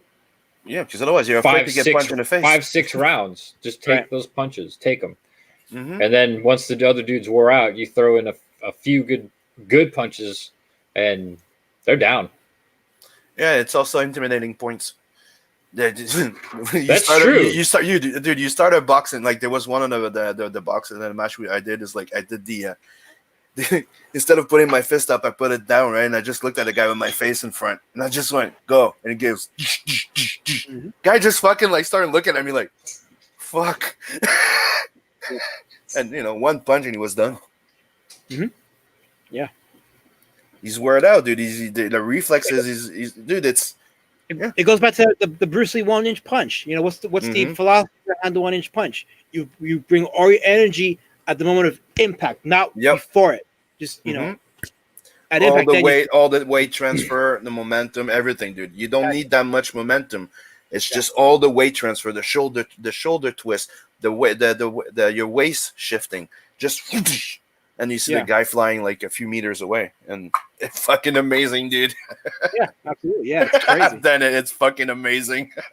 But looking at the chat here, apparently Indiegogo might be having some issues. Rotten saying that the images on Street Champion Road Warrior Drake page are broken. Kino Subway says, I've looked at a couple campaigns and none of the images are loading. It seems good on my end, actually. I just reloaded it right now. It seems like it's okay on my end. So it could be maybe the internet. It could be traffic also. Could be. I did want to share this. This Oh. is the finished version of the Street Champion Road Warrior Drake Vic King variant cover. It's the same for me. I'm on the webpage right now. I just went to check, and all the images are not loading. Let's make this bigger. Make it bigger. I want to see this thing in all its glory because Vic King, he knocked this one out, dude. Let me check. Yeah, it's one of his best pieces that I've seen. Dude, I think so. But it's one of the things that I've noticed. I told you last time. Remember when he did that cartoon for you? Yeah. Like that guy. It's like when he goes cartoon, it just works. Yeah, he's actually. I feel like he's Yeah. his talent as a cartoonist is exceptional. I mean, he's a good artist, but when it gets into that cartoony style, I feel like is where he really kind of succeeds and I think and shines. It gives him a freedom instead of being restricted by trying to, That's true. Yeah, that's a good point. So here's his finished cover. This thing is beautiful. He's got some Easter eggs in here. The one thing that made me laugh is this here. He's eating Cyberfrog. Yes. Yes. I was surprised by that one, but I was like, yeah. I was like, oh my God. I just checked my campaign too, and it's it's all campaigns. So I just checked 4 campaigns. So it's not just you. So it's Indiegogo. Yeah. Maybe they're updating or something. It's loading on my end. Let me check because I know on my end it has a problem. Let me just go to another campaign here, see if I'm having that problem. I mean, it could be Indiegogo. They didn't make a stupid announcement not too long ago. Yeah. Yeah, they did. So that's one. That's one Easter egg here. We got this other one here on this this beautiful woman's chest. Is this super awesome, more lethal tattoo? Yes. Shout out to Aaron Calimeri. Then he's got there's the rest of the frog fry bucket right next to a Worth the Wizard beer can, I'm assuming, or soda can. That looks like a soda can, probably. Soda can? Okay, soda can. This, I can't decide if this is just how it's drawn or if this is an Easter egg as well, but this looks like a face on this can. Yeah, interesting. See? It's Yeah. got like a Master Shake kind of vibe to it or something? Yeah. There's a nice butt crack, but she is sporting a Graveyard Shift. I believe that's a Graveyard Shift tattoo as well. Mm-hmm. I think that's all. That's the only ones that I found. Was there any more Easter eggs on this page? I think that's it. Yeah. Awesome job. Is this going to get colored, or are you going to leave it black and white? Yeah, I'm actually gonna have Rosetta do the coloring. Awesome. Yeah, she was dying to do this one, so she's like, I believe that. When Big King come up with the cover? When's Big King coming up with the cover? I'm like, he eventually will. So as soon as I got it, I sent it to her, and she started getting right on it. So. Yeah, so you can get this cover with the main cover. You can get it by itself, or as I said, you can get the Road Warrior Drake Super Pack and get all the covers, because why wouldn't you want them all? Complete that collection. Exactly. And like I said, what is it? $90 bucks? $90 for that tier. $90 for 4 books is a steal. He is not lying when he says that. Well, you back that right now and get me with 2K, you come away with 6 books. Because in addition to the 4, you'll get the ash can, and you'll get the coloring book for getting me over $2,000. So plus 3 sketch cards if you do it 3 now. sketch cards. Look at that. So share that out, people. Let everybody know that's the deal that's going on right now until the end of this show, which is about 15 minutes. And I'm not kidding. Check this out. Oh no, I need to jump on camera. Wait, hold on. All right, let me switch you. I mean, yesterday was payday for a lot of people. $90 is not that much money when you're looking at 6 books and a future. Oh, look at that! Look at that! Ooh, those are good. Yeah. Those look real good. That's what you get if you back it right now. Look at that. Yeah, that's a gift from me and Adam and LS Matt. Right now, if you go back to the book and get him over to 2K. So do it, people. Share that link out. Show all your friends. Tell everybody how awesome this book is going to be. Elizabeth, give us that good old elevator pitch for anybody who is unfamiliar, who might have been living under the rock for the last, about 6 months or so? About 6 to 9 months, yes. 6 months? Yeah. Okay, take it away. Street Champion Road Warrior Drake. So Road Warrior Drake, the beast citizen of Skullkill, who appears on the scene, takes on the multi-level network gangs of the Street Warriors, who are led by the mysterious Crimson, peddling this drug called Romero, which turns its addicts into violent zombies. And it takes place in a post-apocalyptic world, a shift from the modern society that we were a part of to something a bit more archaic, you could say. And Drake takes on the fight against these gangs, but in addition to taking on the fight, he's also taking on a identity crisis, because he goes from being the brawler, the bone breaker, to something else. What is he becoming? Well, that's what he has to figure out for himself and his role in the society, and if he's willing to take on that responsibility. That is Street Champion Road Warrior Drake.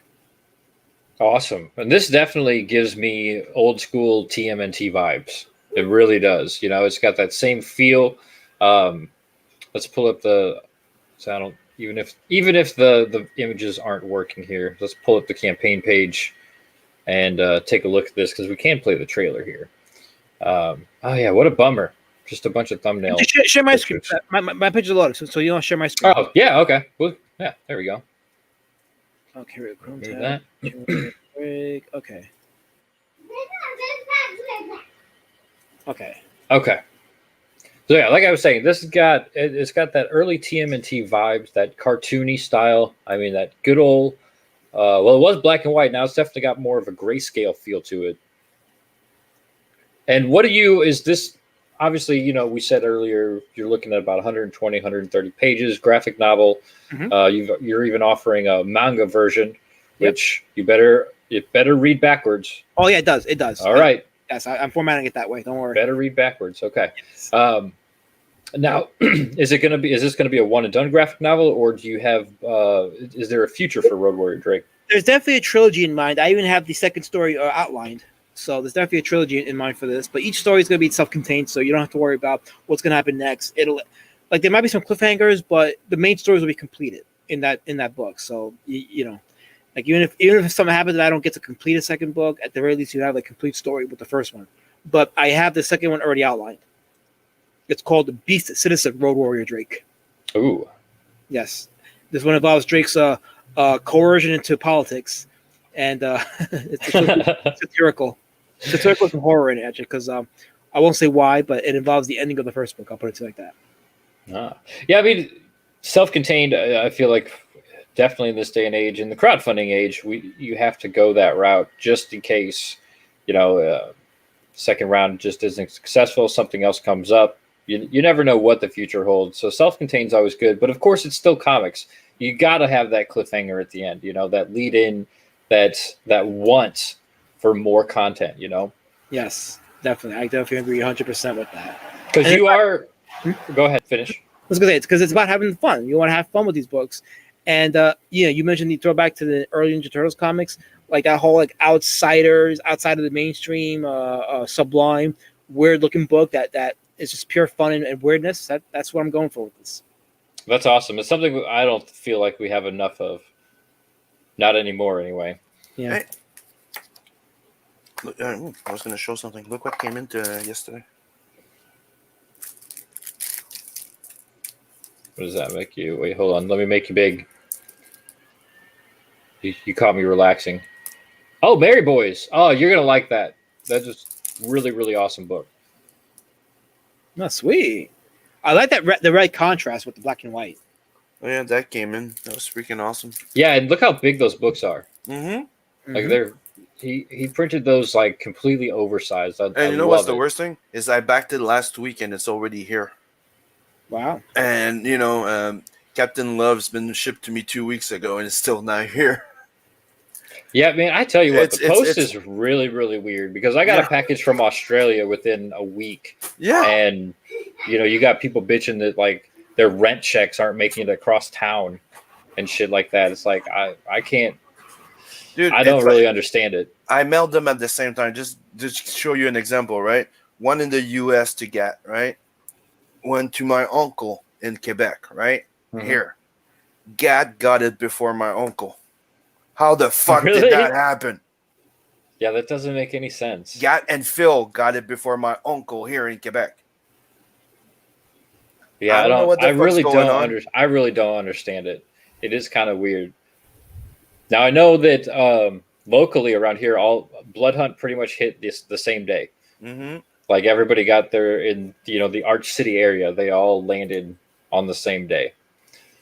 But from where they shipped from, you had people further away than me got theirs before. It just I don't know. The post makes no sense right now. Nope. Sometimes it's lightning fast. Other times it is like Like, they call it snail mail. like, dude, most of the time when somebody goes, okay, I mailed you your book, I know that I got between a month or two to wait. That's And insane. that's pretty much it. You know, Adam, dude. I get the books like usually like a month or two after you guys do. Yeah, you got Mary Boys about a month after. Well, you also ordered it later. You said. Yeah, Mary Boys, I ordered it last week, dude. Yeah, he I think mailed actually, it to me, and they made it in a week. I'm like, he's like, what the fuck? I'm like, I know, right? yeah, I think I got my Mary Boys within about 2 weeks. I think, if I remember correctly. But I got Terra Lipis. Like I got the email notification that said it was shipped, and then it arrived within like a week. I was like, holy shit! Got a package from Australia within 7 days. That's insane. Yeah. So I don't know. The post makes no sense right now. Nope. But it definitely isn't going anywhere. All these people screaming at the post office, the United States post office anyway. I'm expecting one day I'm gonna have a whole bunch of books just dropping by. Hey, dude, it's like Christmas when that happens though. Mm-hmm. Hope so. That it was like a week ago or so, maybe 2 weeks ago. I was getting a book almost every day, just like boom, boom, boom, like, boom. I was like, this is amazing. I backed over 40 campaigns, dude, and I think I have 10 books on my shelf of CG. I'm like, we need to fix that. Yeah. I want that to be, come on, come all in. Fry Kitty saying the internet is broken and hates images. Twitter was doing the same thing yesterday.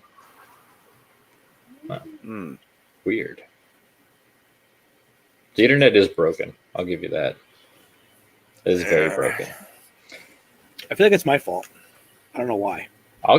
We can blame Lasmat. There you go. Blame Alberto. It's me. It's all I did it. It's all my fault. So yeah, you got 4 days left in the main campaign. You're going into demand? Yes, I am. Okay. But I definitely want to see you. You should definitely hit that $2,000 before the 4 days is up. It'd be awesome to see you get to like 2,500. I would like that. Yeah, like I said, like I want to be able to offer more in the campaign. Like I do want to add more stuff to it. So the higher we get, the more I have the ability to add more stuff for the backers. Yeah. So take advantage, folks. I mean, look, I'm offering a hardcover. I'm offering variant covers of the paperbacks, the manga version. You're coming away with a fun book. I'm telling you, this is a fun, exciting book. What do you want, Sid? What do you want? I was just gonna answer, going, yeah, but dude, you blame me for everything. It's becoming redundant. He's talking to like Chris he was just like, I blame Sim. He highlights that. I didn't see your. He's just Listen. This is me time now. This is about me. Yeah, even yeah. If I'm talking to you, Sim, and I'm elevating you. Don't worry about what Chris says. He has Mondays and Fridays to put you down. Yeah, but Adam popped him up and right in front of you, dude. I didn't see you. But I am here to bring balance to the force.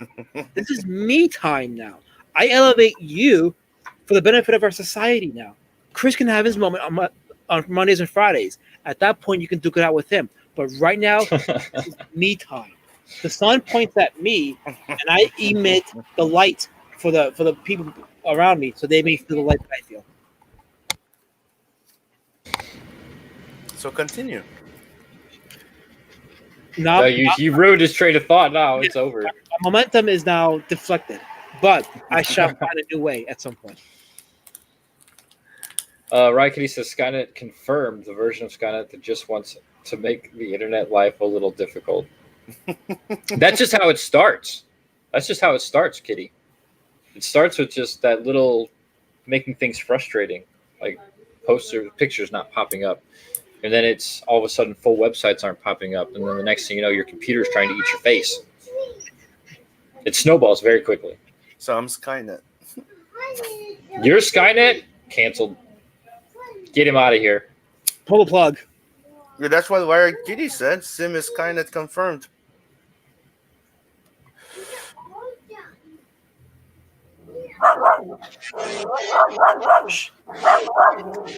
I thought we were done with the hashtag brainstorm. What the fuck is that?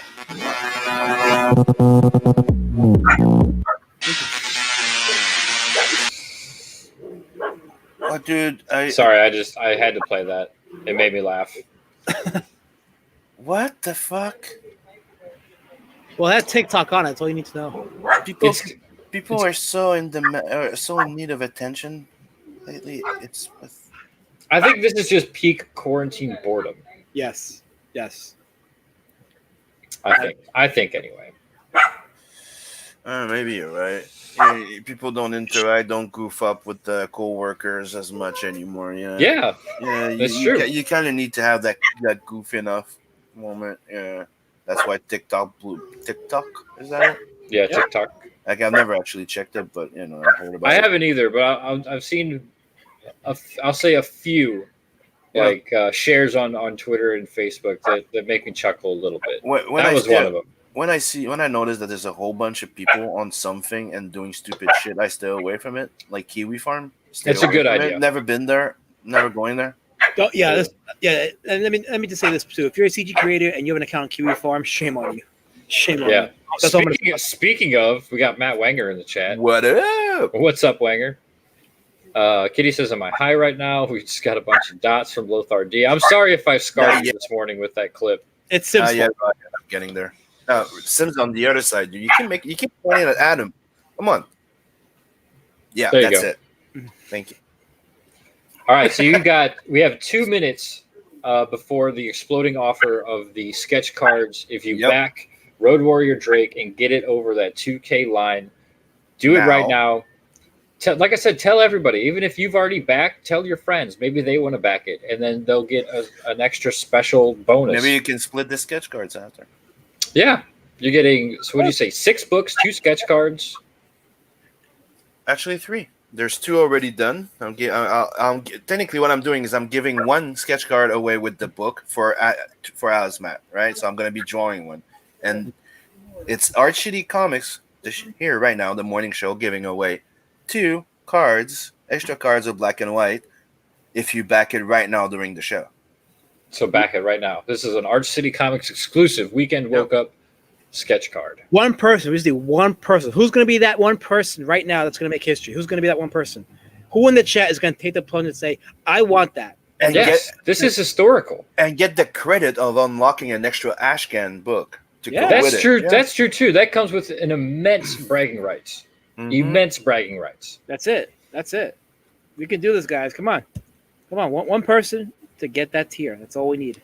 Yeah, Kino he's multitasking, trying to stay awake, might play a game and read SOS, all while watching the Weekend Woke Up Call. Yeah, SOS was awesome. And being a great mod. Oh, let me show you this. I read the last chapter of SOS 2 days ago. The Onslaught?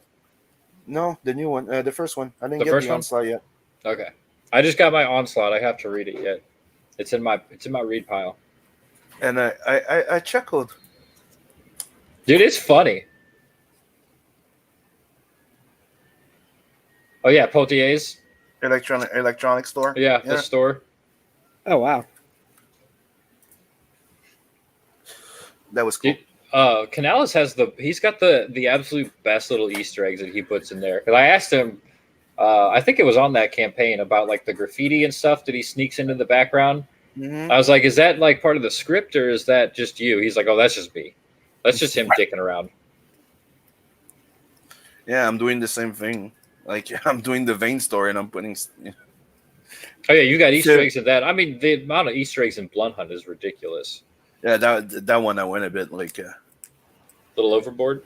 Yeah, but dude, it's like I had to come up with a whole bunch of designs for a whole bunch of like vampires at the end, and I went like, might as well base them on a whole bunch of friends and stuff. Just went through and- his friends list. Yeah, I was not kidding when I said that Blood Hunt has more cameos than P. Diddy's Bad Boy for Life music video.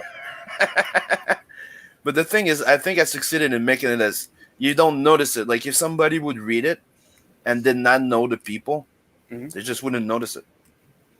That's true. Yeah, you have to kind of be an insider Mhm. to get all the references. Yeah. Because it's not like you don't name them. Nope. But that was how that music video was. You had to know what those celebrities looked like, to get the joke. But it was still fun to try to count how many were actually in there.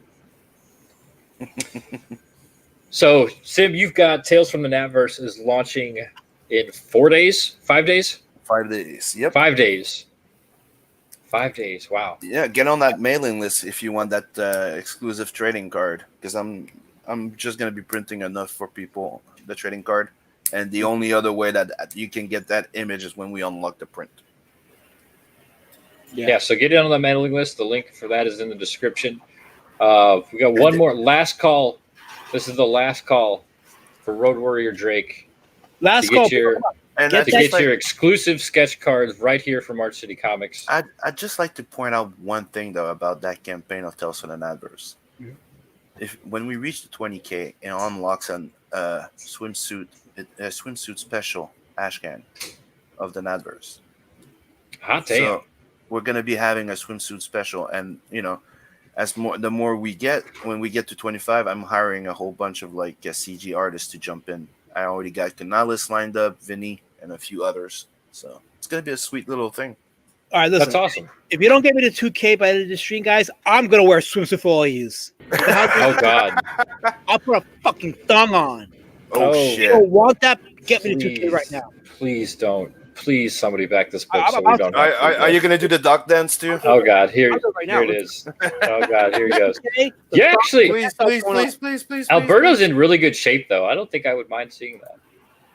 Yeah, he looks in shape. Look at that guy. Look at him. He's got that's a dad bod right there, man. That's a hell of a dad bod. Oh, I'm getting Okay, distracted. dude. Holy shit, I'm getting At distracted. this point, you're not gonna get that 2K, dude, because people want to see you naked now. You're fucking. up. Yeah, I think we went in the wrong direction. Wah, wah.